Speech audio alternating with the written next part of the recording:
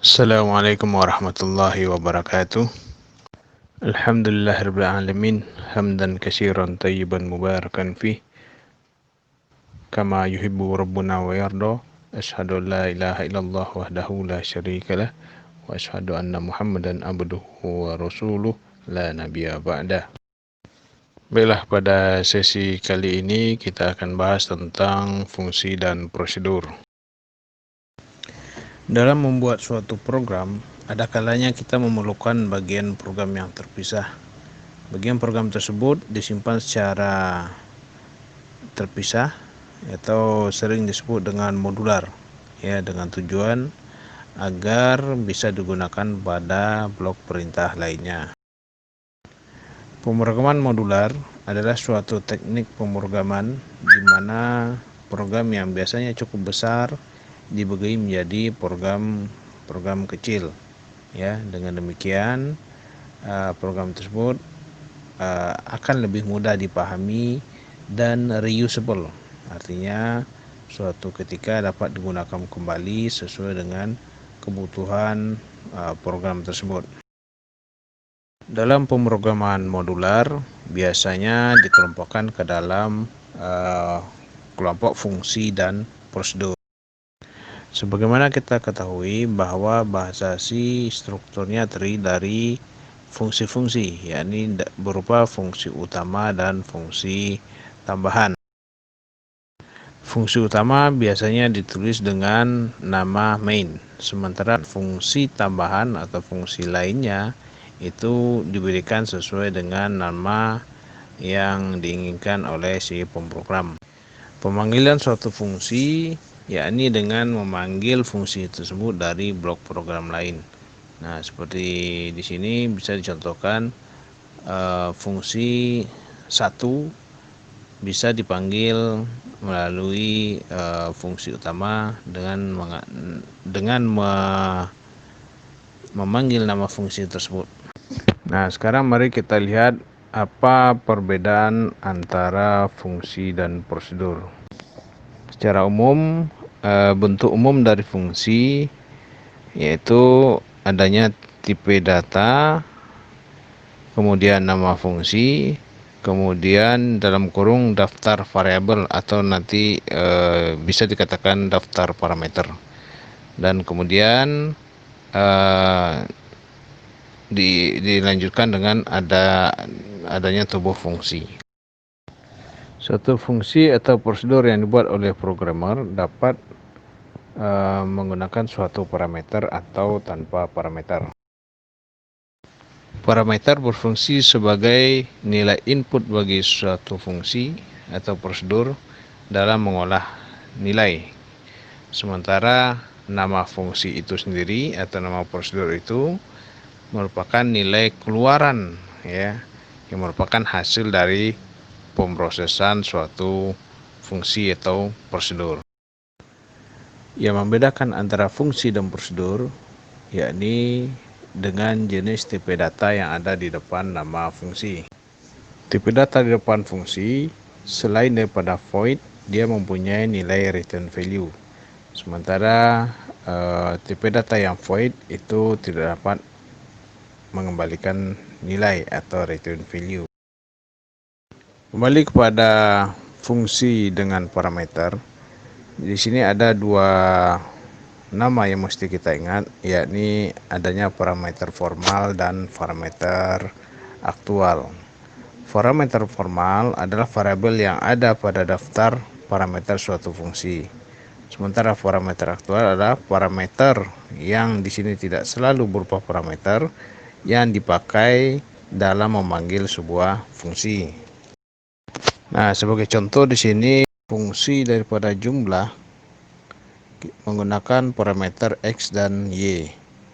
Ketika dia dideklarasikan, maka itu X dan Y sebagai parameter formal.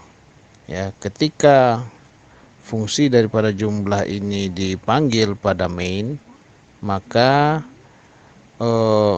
parameter A dan B yang dideklarasikan pada fungsi main itu dinamakan parameter aktual. Jadi pada main dia dipanggil ya fungsi tersebut, dan parameternya dinamakan parameter aktual. Nah, sekarang kita akan lihat contoh dari suatu fungsi penjumlahan, yakni dinamakan fungsi, kita namakan fungsi hitung dengan dua parameter ya, A dan B ya, dengan tipe data integer.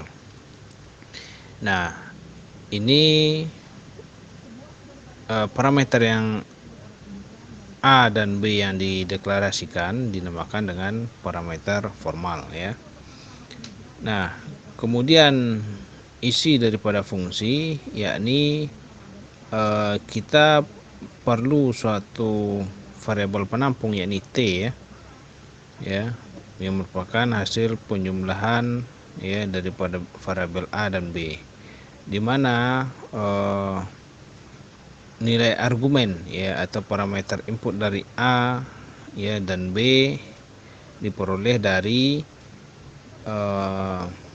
parameter aktual ya yang diinput user atau ditetapkan nilainya dari fungsi main ya. Nah, pada prosesnya A itu merupakan hasil A dikali 2 ya, B merupakan hasil daripada B dikali 2 ya. Jumlahnya adalah T sama dengan A tambah B. Return T. Nah, artinya nilai akhir daripada T dikembalikan kepada fungsi tersebut, dan itu kemudian dipanggil ya melalui parameter aktual yang ada di dalam main ya, dan kemudian dipanggil nilainya. Nah, sekarang coba kita lihat hasil daripada fungsi hitung ini ya. Pada main nilai A adalah 5 ya, B adalah 2 ya. Ketika dia dipanggil fungsi hitung ini ya, hasil daripada penjumlahan itu adalah A kali 2 ya. Nah, di sini kan nilainya 5, berarti 10 ya, nilai A adalah 10. Kalau B kali 2, nilai B adalah 2, berarti 2 kali 2 4 ya. Jadi nilai T di sini adalah 14 ya. Nah, nilai 14 dikirim ke main ya, dan disimpan di dalam T ya pada main ya. Jadi yang akan dimunculkan nanti hasilnya adalah 14. Nah, sekarang coba perhatikan bahwa dalam penggunaan nama fungsi hitung ini di dalam main ya, dia tidak akan bisa jalan jika tidak kita deklarasikan ya. Coba lihat, sebelum main ini ada integer hitung kemudian dengan parameter ya. Nah, ini adalah mendeklarasikan nama fungsi. Nama fungsi ya bisa saja kita hilangkan deklarasinya jika fungsi yang kita buat itu ditaruh sebelum main. Nah, jadi kalau kita taruh dia sebelum main, maka kita tidak perlu deklarasikan ya. Nah, namun jika kita letak dia setelah main, maka perlu kita deklarasikan fungsi tersebut. Nah, itu ada perbedaan ya. Jika dia kita deklarasikan, maka diakhiri dengan titik koma. Selanjutnya kita lihat contoh kedua ya. Nah, pada contoh fungsi yang kedua ini ya, kita menaruh nama fungsi juga dia setelah main ya. Ya, nama fungsinya adalah inisialisasi ya, dengan tipe data integer. Nah, fungsi ini dibuat tanpa parameter ya. Nah, kita lihat isinya adalah return 0. Nah, nanti dalam penulisan return ini coba diperhatikan, jika nilainya huruf ya, string atau angka ya. Nah, kalau angka ya atau memberikan nilai langsung, kita beri nilai return itu dalam tanda kurung. Tapi kalau misalkan kita beri nama return itu berupa nama variabel, maka tidak perlu tanda kurung, ya, tidak perlu tanda kutip. Nah, namun jika returnnya ini dalam bentuk huruf, maka perlu kita beri tanda kutip. Nah, sekarang coba perhatikan pada main, ya, fungsi inisialisasi, ya, perlu sebuah variabel penampung, ya, yakni di sini x, ya, kemudian y, ya. Nah, dia baru bisa dipanggil, ya, ketika ada variabel penampungnya, ya. Nah, di sini nilai x dan y adalah 0, ya. Nah, karena kita sudah tetapkan nilainya pada return, ya, nilainya adalah 0. Kita lihat contoh berikutnya, nilai return berupa huruf, ya. Nah, kalau tadi kan nilai returnnya dalam bentuk angka. Nah, di sini kita mendefinisikan fungsi angka di sini, ya. Nah, kita taruh dia sebelum main. Nah, kalau dia ditaruh sebelum main, maka tidak perlu kita deklarasikan nama fungsi tersebut, ya. Nah, di sini kita membuat variabel global, ya, di sini yakni variabel nilai. Ya, bisa juga dia berfungsi sebagai variabel lokal, ya, tapi saya akan mencoba mendefinisikan, ya, dia variabel global itu nanti dia bisa dipakai di setiap fungsi, ya. Oke. Nah, kemudian di char ini, di variabel angka ini dengan satu parameter, ya. Nah, dimana di sini nanti dia akan mengembalikan nilai huruf, ya, ke dalam fungsi angka, ya, tergantung user input, ya. Kita batasi, jika dia di atas 85 maka nilainya A, ya. Jika di atas 70, ya, dan di bawah 84 nilainya B, ya, return B, dan seterusnya, ya. Nah, kemudian, ya, dipanggil dia di dalam main, ya, fungsi daripada angka tadi, ya, ditampung di variabel hasil, ya, kemudian ditampilkan, ya.